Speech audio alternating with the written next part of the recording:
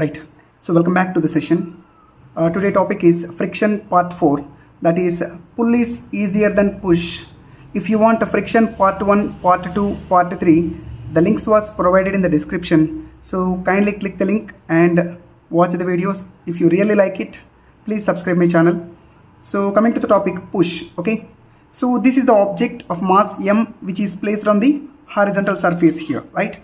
So we know that whenever an object is placed on the horizontal surface, the total weight mg always acting vertically downward direction. So this weight which is balanced by normal reaction. Okay.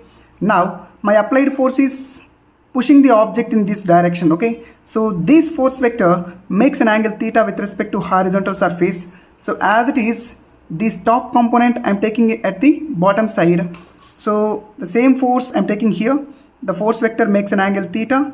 So the horizontal component is f cos theta and perpendicular component is f sin theta.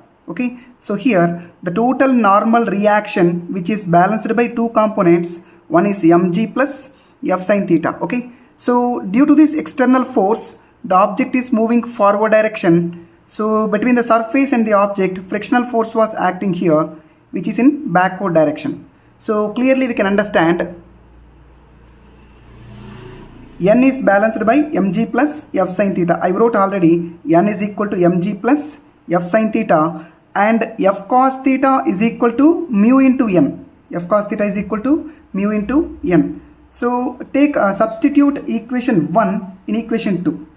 Therefore, f cos theta as it is I wrote is equal to mu into n value is this one. You can substitute here. So mu into mg plus f sin theta. Okay. So therefore is equal to mu is multiplied with mg plus mu is multiplied with f sin theta. So mu mg plus mu f sin theta. Look at here. We have cos component left side and sin component right side, right? So bring this positive sin component left side. Therefore f cos theta as it is I wrote, this plus becomes minus mu f sin theta is equal to mu into mg. Okay. So after getting this step, here f will be there, here also f will be there. So take f outside. F into cos theta minus mu sin theta is equal to mu mg. Okay. We are going to calculate push force, right? So from this f is equal to the total mu mg by cos theta minus mu sin theta. So this is the formula of push. Now coming to the concept pull, the same method, there is an object which is placed on the horizontal surface. The total weight mg will be acting vertically downward direction, which is balanced by the normal reaction in upward direction. Okay. So I am applying some external force to pull the object in this direction.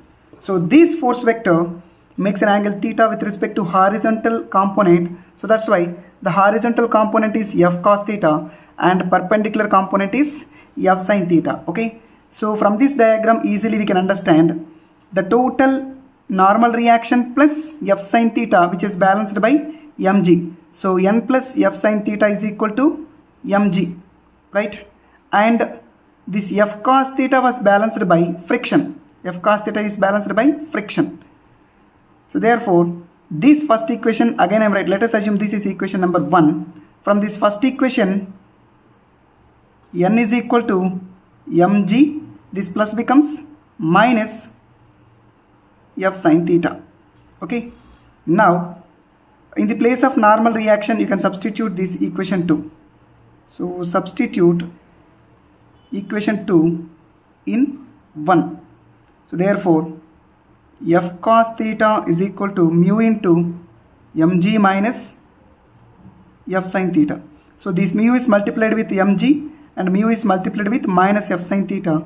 So mu mg minus mu f sin theta. So that is equal to f cos theta, right?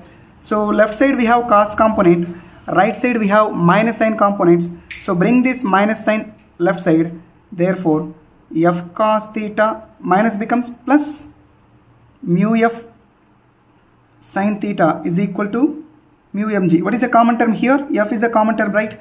Take outside f into cos theta plus mu sin theta is equal to mu mg. We are going to calculate pull. So from this force is equal to mu mg by cos theta plus mu sin theta. Okay, so this is the expression for pull, and this is the expression for push. So look at these two equations. There is only one small change, that is minus and here plus. Okay, so why a pull is easier than push? We'll discuss one simple problem. So let us assume the numerator value is 10. Numerator value is 10 and cos theta value is, let us assume 3, and mu sin theta value, let us assume 2. Therefore F is equal to 10 by 3 minus 2, how much? 10 by 1, that means 10 Newton force. Okay, now the same values you just take for pull. Mu mg value is, let us assume 10, cos theta value is 3, mu sin theta value is 2. Therefore 10 by 3 plus 2, that is equal to 10 by 5, that means 2 Newton. So look at here, in the case of push, I applied 10 Newton force on the same object, but in the case of pull, I applied only 2 Newtons on the same object. That's why to pull the object, only less amount of force is enough to move the object from one place to another place. So that's why pull is easier than push. Okay, so I hope you understand. Thank you.